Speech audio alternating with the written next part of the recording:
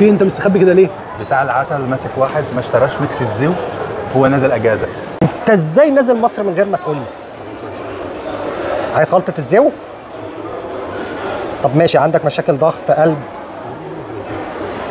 ادويه كورتيزون، حاله حمل ورضاعه؟ انا اسف معلش، انت ما بتحملش ولا بترضع. طيب انا هعمل لك خلطه تاخد منها معلقه الصبح ومعلقه قبل الماتش ب3 ساعات على معده فاضيه، هتخليك زيو.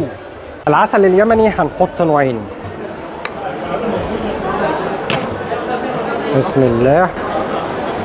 تاني نوع عسل صدر بس سبيشال شويه، برضو هنحط منه ربع كيلو.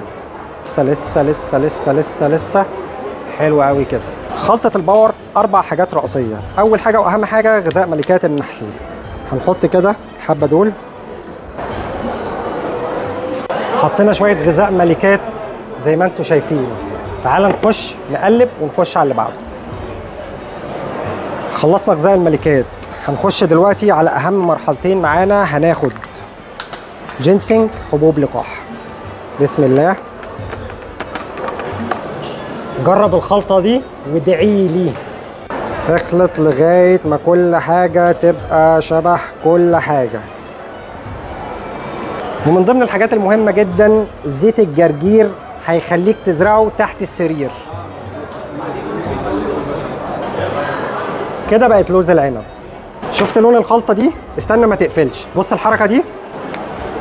زي ما انت شفت بدل اللون القديم غيرت لك لون العسل بالكامل، مع العلم ان اقسم بالله انا ما ضفت اي لون او حاجه غير طبيعيه، هي حاجه طبيعيه ضفناها وليها فوائد كتير جدا في الموضوع ده، غيرت اللون من اللون القديم للون الجديد.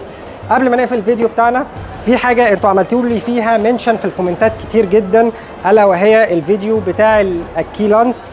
الصفحه دي او الصفحه الرسميه ليهم، بصراحه الناس دي بتعمل مجهود محترم جدا يشكروا عليه.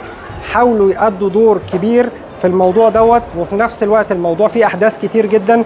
انتوا بما انكم عملتوا لي منشن في الكومنتات، فانا محتاج ان انا اراجع المصادر بتاعتي، المراجع العلميه، قبل ما ارد على اي حاجه واقول احنا صح ولا غلط، مين معاه حق مين معهوش حق. اهم حاجه لازم نعرفها دلوقتي ان كل الشكر والاحترام والتقدير للفريق القائم على الاكيلانس، كل الشكر والاحترام والتقدير لكل القائم على صناعه قطاع العسل بالكامل. الناس دي بتتعب جدا يا جماعه، وبتحاول كل واحد يؤدي دوره باسلوب مميز وباقصى حاجه يقدروا يعملوها. اذا فتره صغيره بس، اول ما اوصل او اخلص اللي انا بعمله هتلاقيني بنزل لك فيديو في الوقت المناسب. ما تنساش لو المحتوى عجبك لايك وشير ومتابعه. احلى بيس عليك يا زميلي، سلام.